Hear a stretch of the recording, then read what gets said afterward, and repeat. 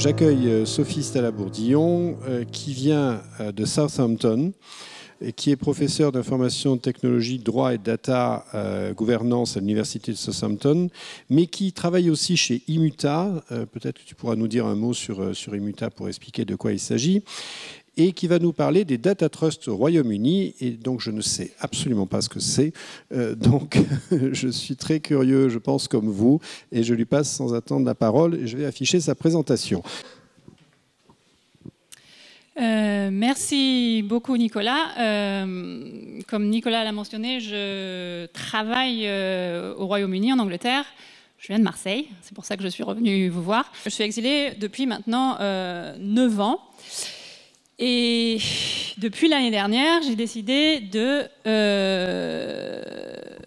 faire de l'université encore. Donc, je travaille un petit peu encore à l'université et essayer la vie de la start-up qui a été créée il y a maintenant 3 ou 4 ans.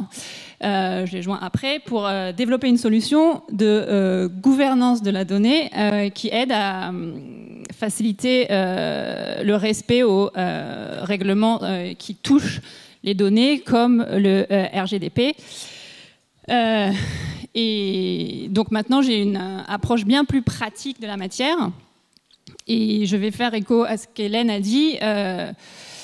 Il faut absolument combiner l'approche technique ou technologique et l'approche juridique pour pouvoir arriver à trouver une solution. C'est ce que je vais essayer d'expliquer, ou c'est ce qui va sous-tendre ma présentation aujourd'hui. L'objectif de la présentation est de vous donner un avant-goût, ou vous donner tout simplement un goût de ce qui est en train de se passer en Angleterre en ce moment. Parce que les Anglais sont aussi à la recherche d'une solution pour faciliter l'échange de données tout en faisant en sorte que l'échange soit responsable et qu'on puisse respecter évidemment les règles juridiques.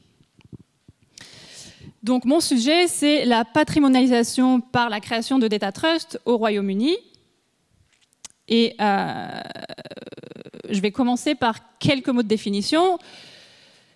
Travaillant avec des ingénieurs tous les jours et non plus des juristes, j'ai adapté un tout petit peu mes définitions en essayant de faire un tout petit peu plus simple. Donc, ma définition de départ, c'est celle de la patrimonialisation. C'est le processus par lequel la donnée se transforme en objet du patrimoine, ou je préférerais dire le droit sur la donnée se transforme en objet du patrimoine.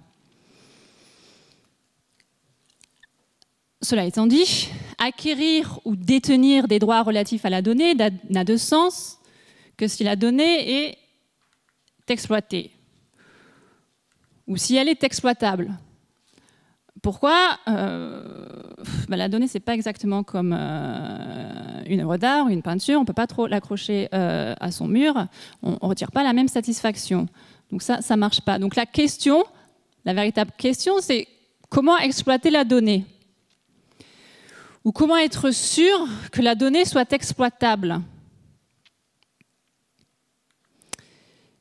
En continuant sur ma liste de questions, il y a encore une question encore plus fondamentale derrière celle-là, c'est mais où est la donnée? Pourquoi est-ce que je pose cette question? Parce qu'en travaillant avec les informaticiens, une des questions qui est très souvent répétée, c'est j'ai plein d'idées mais j'ai pas de données.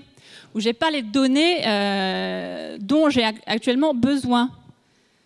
Et pourquoi ça? Ça s'explique par ce que j'appelle le grand fossé, ou The Great Divide en anglais. D'un côté, on a la nouvelle génération d'entrepreneurs et de start-up qui veulent développer leurs algorithmes. Et de l'autre côté, on a ceux qui ont de la donnée. Et il n'y a pas forcément un lien qui est fait de façon systématique entre celui qui a l'idée et celui qui a la donnée. Donc la communication n'est pas fantastique. Les chiffres semblent être en accord. Il y a une sous-exploitation de la donnée par rapport à la quantité de données collectées. Je prends juste un exemple. Les entreprises sont dans l'ensemble plus promptes à collecter les données qu'à les exploiter. En effet, 51% des répondants attribuent une note entre 7 et 10 à la collecte de données, mais quand il s'agit de l'analyse, le chiffre descend et on a 33% quand il s'agit de l'exploitation des données. Donc une autre question, comment explique-t-on le fossé et l'absence de pont? Il y a 3 raisons qu'on peut mentionner. Il y a des barrières structurelles. Beaucoup ont parlé des GAFAM. Cette terminologie-là n'est pas très populaire de l'autre côté de la Manche, mais c'est un fait. Il y a une concentration de la donnée chez certains acteurs qui pose véritablement problème. Il y a des barrières informationnelles, donc on ne sait pas, ceux qui ont de la donnée ne savent pas comment la donnée peut être exploitée, et ceux qui sont à la recherche de la donnée ne savent pas qui détient la donnée. Et des barrières légales ou des garde-fous, suivant du côté de son angle de point de vue, qui sont assez importantes d'ailleurs, et pour lesquelles il faut trouver des solutions qui fonctionnent, tout en essayant de ne pas trop entraver les flux, si on veut trouver des solutions qui fonctionnent. Et donc la véritable grosse question, c'est comment réduit-on le fossé ou comment construit-on le pont entre ceux qui ont les idées et ceux qui ont de la donnée? Alors la réponse qui est donnée de l'autre côté de la Manche, c'est par le Data Trust. Et évidemment, qu'est-ce que c'est qu'un data trust? Parce que si l'expression peut charmer certains, son contenu n'est pas forcément clair. Alors, si on me pose la question, j'aurais, je crois, des difficultés à trouver une définition qui satisfasse chacun. Voilà, exactement, j'aurais pu mettre un mouton. Au lieu de vous donner une définition, je vais vous proposer un parcours en 3 étapes. Je vais commencer par l'idée. Ensuite, je vais continuer par le débat et je vais finir par la suite parce que c'est une histoire qui n'est pas terminée et qui devrait évoluer de façon significative l'année prochaine. Donc, c'est un parcours qui n'est pas forcément linéaire, mais qui reste très intéressant. J'espère vous intéresser au sujet et je vous expliquerai pourquoi. Donc, je vais commencer par l'idée. Alors, d'où vient l'idée? Je pourrais faire cocorico là, mais non, c'est pas de moi, mais c'est de l'université de Southampton, d'où c'est parti. Parce qu'à Southampton, le département d'informatique est à la pointe et on a des très grands informaticiens là-bas, et notamment, parce qu'on est en Angleterre, donc on a certains titres qui sont utilisés. Dame Wendy Hall a écrit un rapport pour le gouvernement afin de savoir comment est-ce qu'il fallait adapter l'industrie britannique face aux défis posés par l'intelligence artificielle. C'est un peu ce que vous avez en France avec ce que Villani a fait dans son rapport. Donc pour revenir à Wendy, dans son rapport, qu'est-ce qu'on trouve? On trouve un certain nombre de recommandations, et parmi ces recommandations, une première recommandation qui parle de ces fameux Data Trust.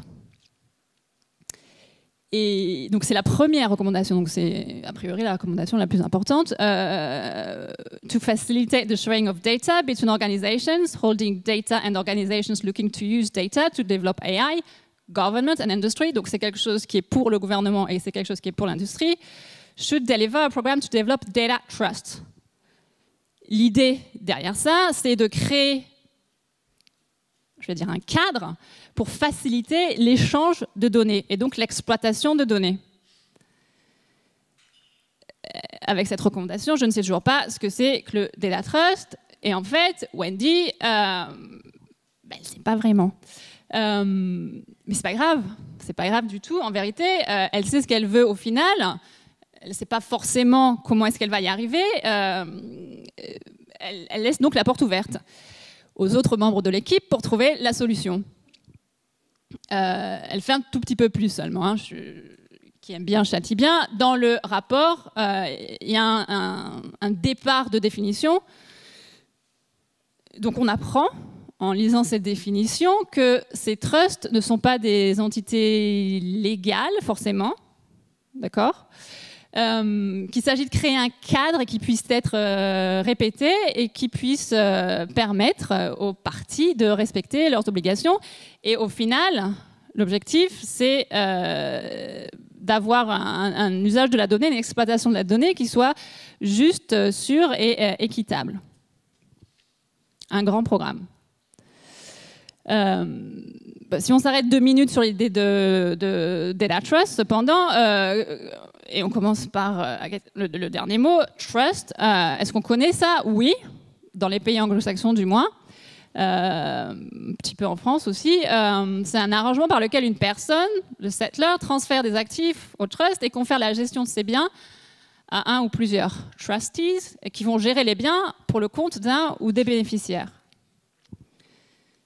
Mais la véritable question, c'est de savoir si cette logique, si cette institution fonctionne pour la donnée. Ben là, il y a des questions qui se posent et c'est difficile d'arriver avec une solution qui satisfasse les juristes comme les informaticiens. C'est pas grave, parce qu'après le rapport de Wendy, le gouvernement a lancé ce qu'il appelle le deal de l'intelligence artificielle, débloquer un certain nombre de fonds pour faire en sorte que des mesures soient prises et cette collaboration entre l'industrie et le gouvernement se fasse. Et donc, décide de suivre les recommandations de Wendy.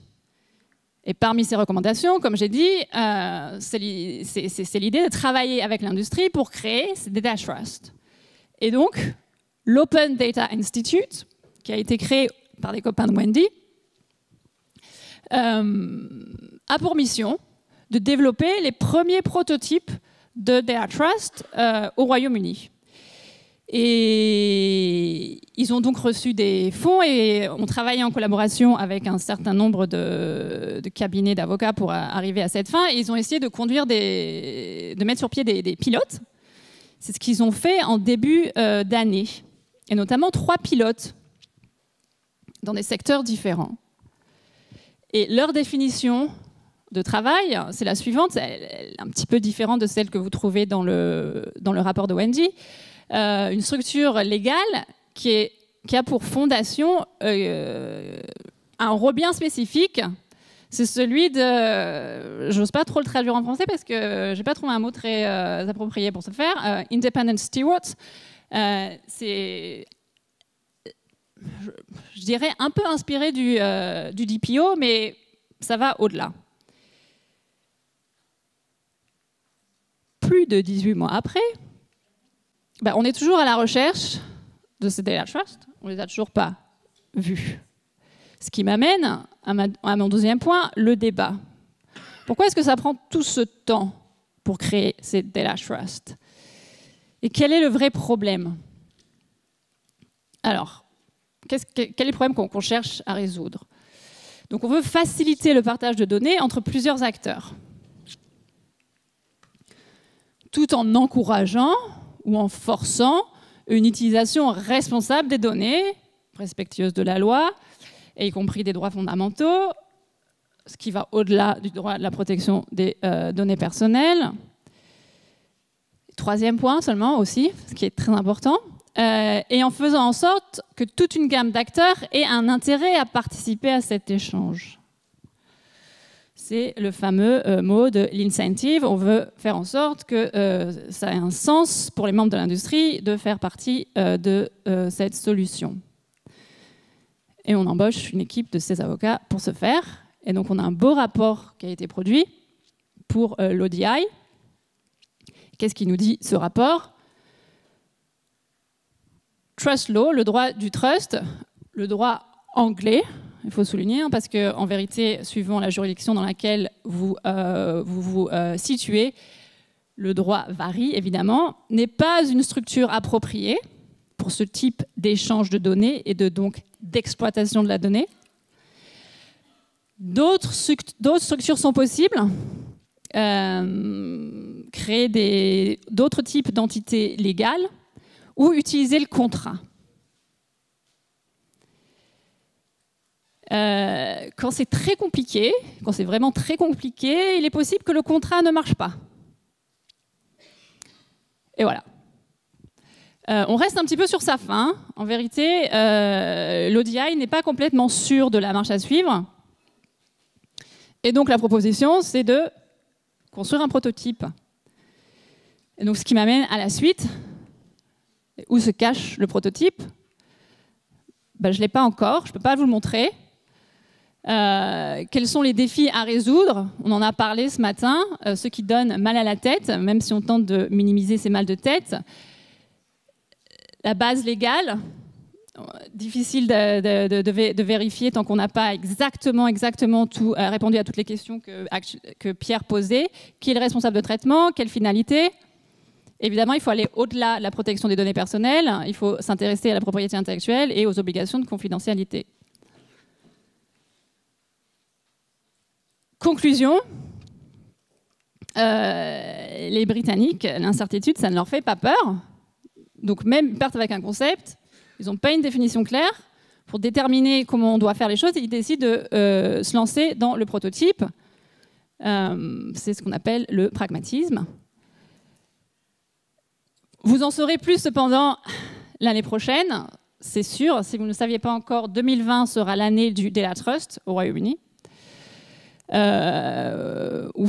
Du data truc. Non, je plaisante, mais en vérité, donc le travail continue et le travail continue aussi à Southampton. Donc Wendy, je travaille avec Wendy, on fait partie du Web Science Institute, où on essaye de mélanger le plus possible les disciplines. Donc l'idée est partie des informaticiens. Pour pouvoir exploiter la donnée au mieux possible et de façon responsable, il faut qu'il y ait un échange de la donnée. Comment est-ce qu'on responsabilise l'échange par le Data Trust? Mais oui, mais comment est-ce qu'on construit le Data Trust?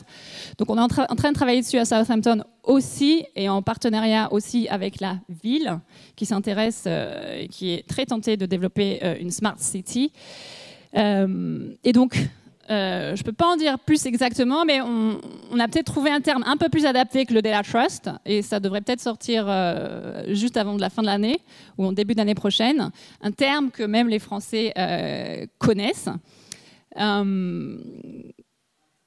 en vérité, la chose la plus importante, au-delà des problèmes définitionnels de définition, c'est l'approche qui fait la différence. Et au lieu de commencer par une approche, j'ai envie de dire, purement juridique, quand il s'agit de tenter de résoudre le problème de l'exploitation de la donnée et de la responsabilisation de l'échange, il faut savoir ce qu'on veut faire avec la donnée, d'où la donnée vient, comment est-ce qu'elle va être associée à d'autres données et quelle va être l'utilisation qui va arriver à la fin de la pipeline. Et c'est en combinant l'approche technologique et l'approche juridique qu'on peut trouver la solution, et c'est ce que j'appelle la gouvernance de la donnée, ce que j'ai dans mon titre maintenant depuis 2 ans.